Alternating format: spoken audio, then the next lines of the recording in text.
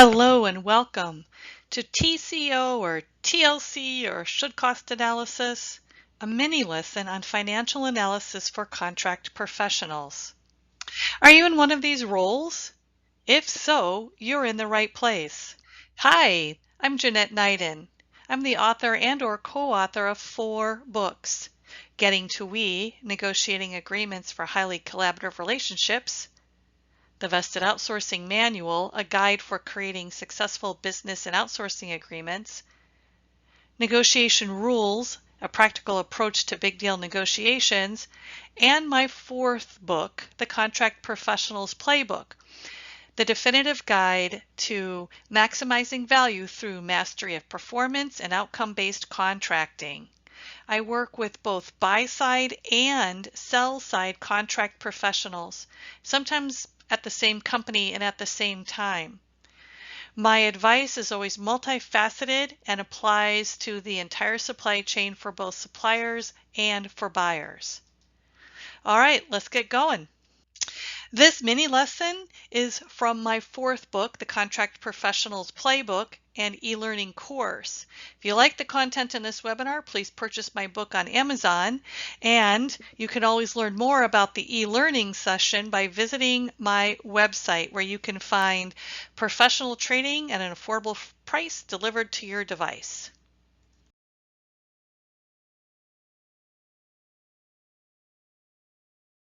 All of my work is based on the 3 phases of the contract life cycle: pre-award, award, and post-award.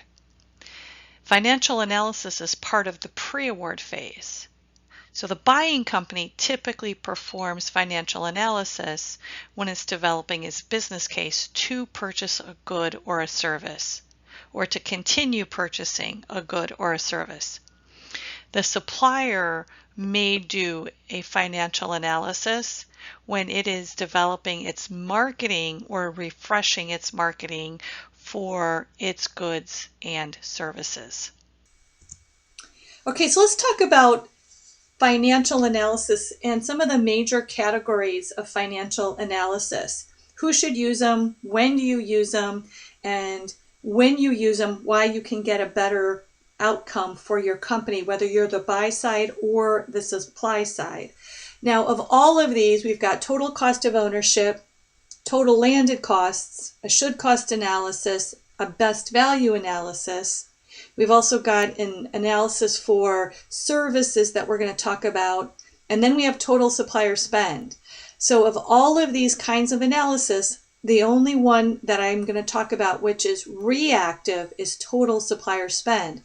The other categories of financial analysis are typically done in a proactive manner to help buyers and suppliers establish a fair market price for a good or for a service, taking many factors into consideration other than simply a material cost.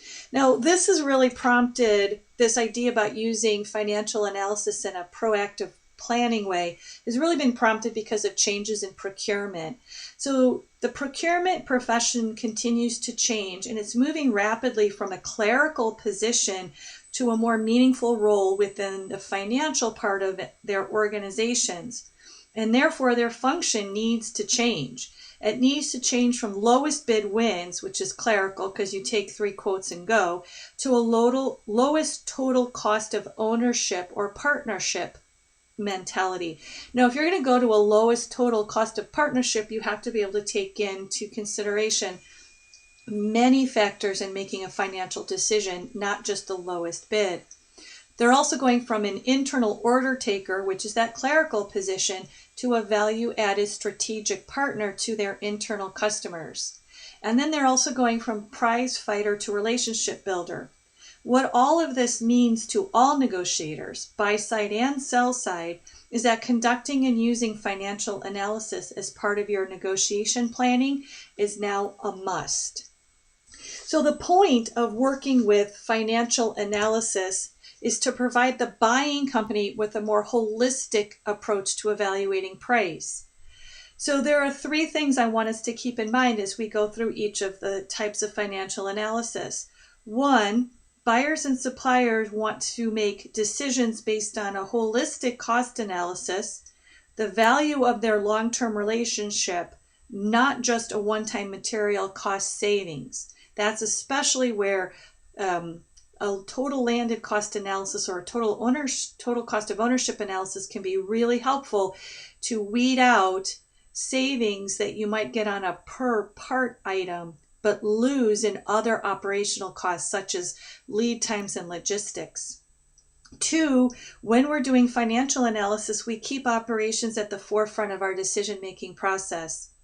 No longer are we willing to sacrifice lead time for a better price, or no longer are we willing to buy annually a large volume for a better price if it means incurring warehousing and shipping costs that exceed the value of the price savings.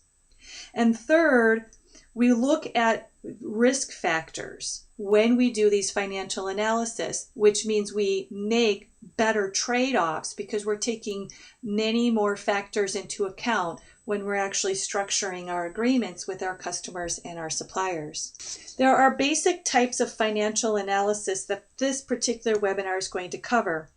They all start with a cost-benefit analysis activity. So from the buying perspective, everyone wants a cost-benefit analysis done. This is your business case rationale for purchasing. Now, sometimes procurement will have it, and sometimes the line of business or engineering will have this kind of an analysis. So it's important to be connected with your internal customers on the procurement side. And suppliers, it'll be important for you to make sure that your customers are internally connected. Then there are 3 categories or larger buckets of financial analysis that I'll take a look at. The first is a total cost of ownership analysis. This is for items, usually capital purchases, but they're physical. You can usually touch them. Then there's an activity-based analysis, which is similar to a total cost of ownership, but for services. So think in terms of back office accounting or call centers. Typically services that are outsourced to another company, you would do an activity-based analysis. And then finally, a cost-benefit analysis has to do with a total supplier spend. Total supplier spends are typically backwards looking, and I'll talk about that in a few minutes. Then within total cost of ownership, you can do a should cost analysis on a particular item. You could also look at the total landed costs for a particular item to land at your door. And when you're doing activity-based analysis, we often encourage outsourcing companies that have year-over-year relationships with their customers to do a best value analysis. The purpose is always to understand the trade-offs between material savings of an item or a service and other operational costs associated with the item or the service, and then the risk criteria associated with the item or service, such as delayed shipment or deployment of a service or software. And the whole idea is to come up with better strategic supplier selections on a holistic level rather than on a per item price or a per service price. So we're still focusing on price, but we're looking at a larger landscape to make better strategic decisions. The first kind of analysis that I'd like to talk about is a total cost of ownership analysis. Now this here is a turbine. One of my clients happens to be utility, so they are looking at purchasing and making very significant capital purchases with respect to their generators. So their goal is to create a cradle-to-grave cost of an item over the entire lifespan of the item. So that means the manufacturing costs, which are part of the price of the item, all of the warranty, maintenance, refurbishment costs, how long this particular item is expected to function, 20 years, 30 years, and then also the costs to decommission this particular item. So it really is a cradle-to-grave cost analysis. This is especially helpful when making capital purchases, and I've had companies work with total cost of ownership when buying large machinery and manufacturing facilities. And they've always been done as a cross-functional team effort, which includes finance, engineering, and operations. So as a team, they come together and they develop a total cost of ownership business case. That's the buy side. Then once the suppliers are down selected, then it becomes a joint effort where the supplier helps to validate the decisions around total cost of ownership and validate the return on investment for choosing a particular supplier over another supplier. Another form, probably the most common form of a financial analysis, is the total landed cost analysis. I would say most of my clients do some form of a total landed cost analysis. A total landed cost analysis goal is to establish the total price of a product or an item once it has arrived at the buyer's door. Buying companies are evaluating logistics, customs duties, lead times, etc., in order to validate the price that they're paying. So there are always low-cost bidders in the market. They're usually offshore to the United States and Europe as well. And my clients use the total landed cost analysis to evaluate various risk factors such as lead time, shipping, delays in ports. Shipping lanes through sea versus air have tremendous differences in costs that can erode price savings if the lead times become elongated. But then they're also looking at other things such as customs and duties and related taxes. So they're getting a holistic price approach before making a decision on which supplier to choose. Again, this is typically a buy-side decision-making process when they're buying lots of parts within manufacturing, for example. Another form of financial analysis is a should-cost analysis. Typically, the customer develops its own analysis of what a product, part, or item should cost. The goal is to develop a comparison of what the supplier is quoting as a price or a price increase and what the customer's own analysis shows.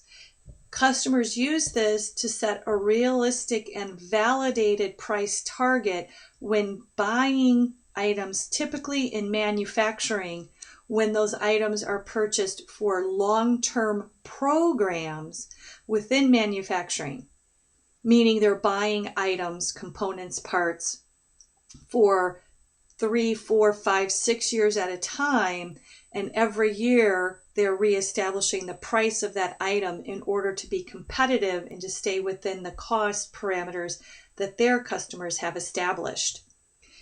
Typically, this is done on the buy side, and again, it's used to set a price target for negotiating the eventual price. Activity-based costing is for services, and it has two goals. One is it seeks to capture cradle-to-grave costs of a service. Now, when done properly, it captures the existing costs to the customer to perform the service in-house. Then it seeks to understand what transferring the cost to a service provider would be, and then when done thoroughly, then still seeks to understand what internal management costs it will still incur to manage the supplier. So even in the outsourcing agreements that I've helped structure, there are still internal costs at the customer that have to be evaluated as part of the activity-based costing analysis. The purpose of doing this is it helps business units compare the cost of working with a supplier or a service provider versus continuing to do the work in-house. So there's often a sense within the first year or two of outsourcing an activity such as accounting or call service that there's going to be a quick hit. But what companies often don't realize is that over time, managing the supplier or service provider and continuing to drive continuous performance improvements takes time and energy on the customer's part, and that's the cradle to grave costs that need to be taken into consideration. This is typically done ideally on the buy side first to develop the business case for going out to bid for the service provider in the first place. Then once the service provider has been selected, the service provider works to validate those costs and to continue to work to develop that cradle to grave cost for the duration of the arrangement. Now, a best value analysis takes the activity-based costing in outsourcing with service providers one step further. The best value analysis bases pricing decisions not just on tangible benefits like cost savings, but also intangible benefits such as loyalty. So if you recall in my book, Getting to We, there are 6 guiding principles for all highly collaborative relationships, and loyalty is one of them. Those 6 principles have intrinsic value, and when we start looking at the highest performing outsourcing relationships, they've moved from an analysis of tangible benefits to an analysis of intangible benefits as well. And that's when we get the best value analysis in those relationships. This is always done as a joint activity between the buying company and the service provider because of the long-term nature of the relationship. Now, this concludes the types of proactive analysis that companies do. Now let's look at the most frequent kind of reactive analysis that companies do, and that's total supplier spend. Total supplier spend seeks to reduce the amount a buying company spends with a particular supplier. It's often confused with total cost of ownership. And in the last couple clients that I've worked with, I've seen scorecards with a quote-unquote TCO row, total cost of ownership row. But then as I looked at the scorecard, I talked with the purchasing team and I looked at the data that they were collecting and tracking. They weren't actually looking at a total cost of ownership. They were looking at how much they spent with a supplier with an eye to reduce that spend, meaning going from spending $10 this year to $9 next year. So it's not a cradle to grave analysis for capital purchases or for outsourced activities.